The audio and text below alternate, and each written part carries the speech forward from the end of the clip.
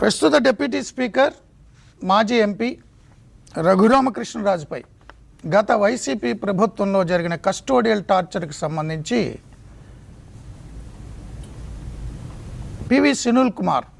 Suspended IPS officer, అప్పటి CID chief A1గా ఉన్న PV Sunil కుమార్కి సిట్ నోటీసులు ఇచ్చింది. డిసెంబర్ 4వ తేదీన గుంటూరు సిసిఎస్ పోలీస్ స్టేషన్కి రమ్మనమని అక్కడ సిట్ విచారణ జరగబోతోంది. అప్పట్లో అధికార పార్టీ ఎంపీగా ఉన్న రఘురామకృష్ణరాజు ప్రభుత్వాన్ని, అప్పటి ముఖ్యమంత్రిని విమర్శించినందుకు ఆయన మీద ఏకంగా రాజద్రోహం కేసు పెట్టి A1గా ఆయన ఇంటి నుంచి తీసుకెళ్ళి ఇల్లీగల్గా డిటైన్ చేసి గుంటూరులో సిఐడి ఆఫీస్లో రాత్రంతా భయంకరంగా హింసకు గురి చేసి కస్టోడియల్ టార్చర్